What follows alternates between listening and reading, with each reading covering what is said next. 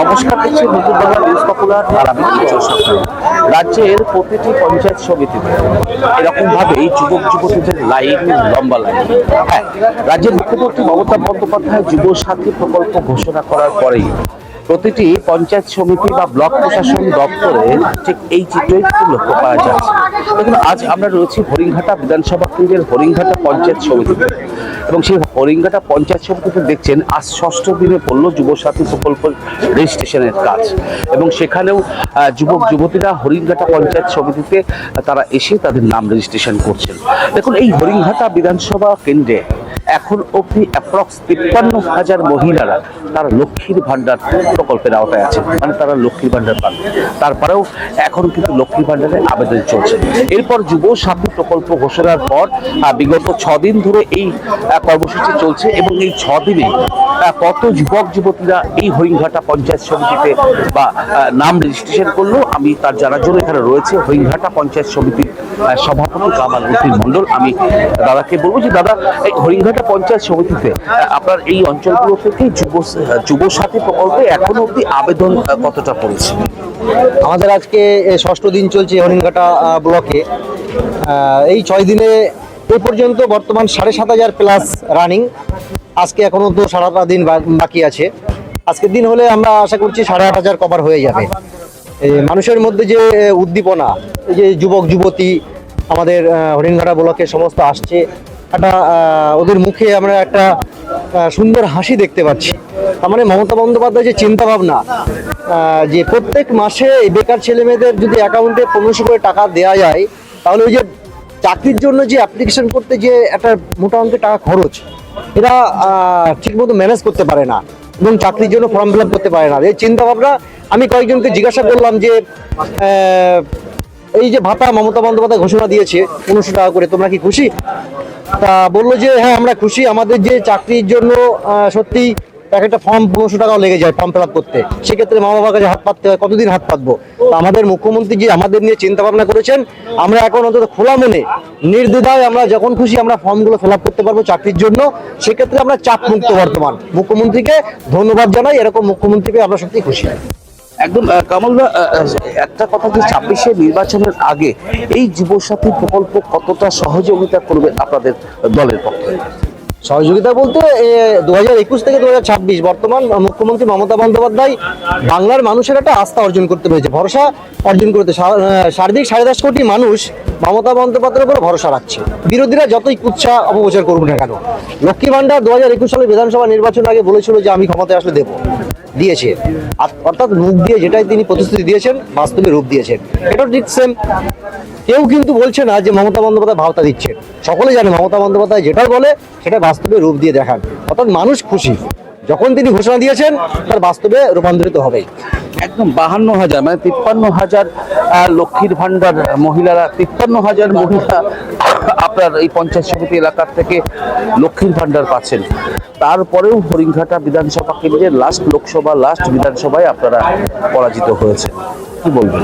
দেখুন, মানুষ কাজ করতে গেলে ভুল হয়। ঠিক 21-এর বিধানসভা নির্বাচনে হরিণঘাটার মানুষের হয়তো ভরসা হয়েছিল যে বিজেপি ক্ষমতায় আসলে আমরা এর থেকে বেশি সুবিধা পাবো, হয়তো তারা মানুষকে বোঝাতে পেরেছিল, আমরা হয়তো পারিনি।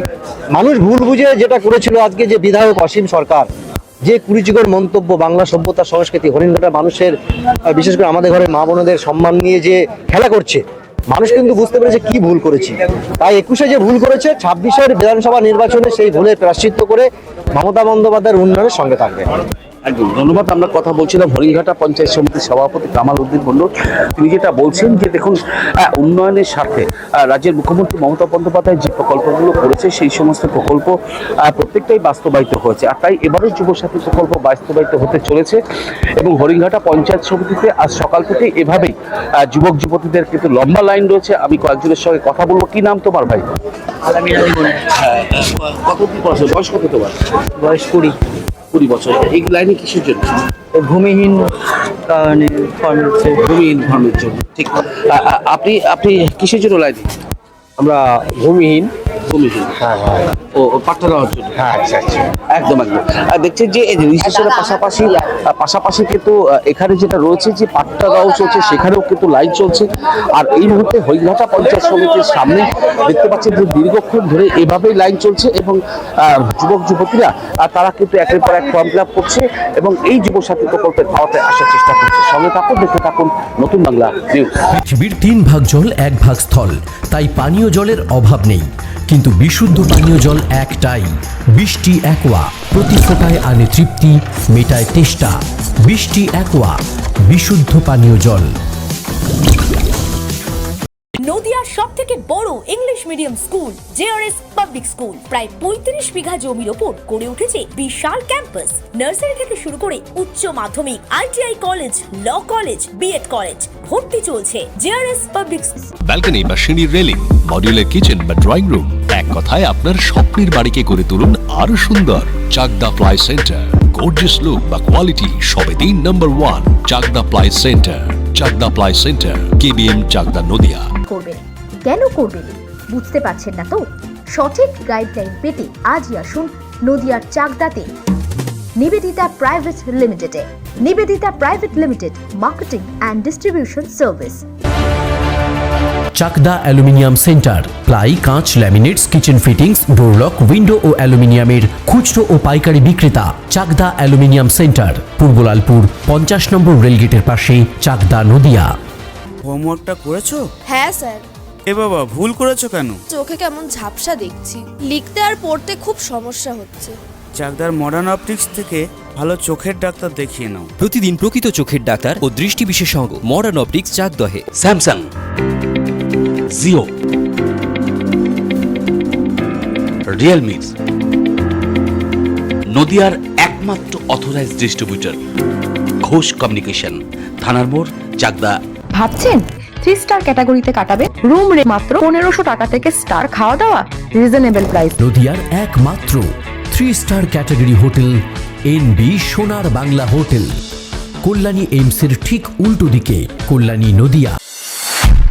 নদিয়া জেলার সবথেকে বড় বিল্ডার্স চাকদার মা মনসা বিল্ডার্স, রড ও সিমেন্টের পাইকারি ও খুচরো বিক্রেতা। মা মনসা বিল্ডার্স, পদ্মবিলা, চাকদা, নদিয়া। রড কেনাকাটায় থাকছে ডিসকাউন্ট অফার। মা মনসা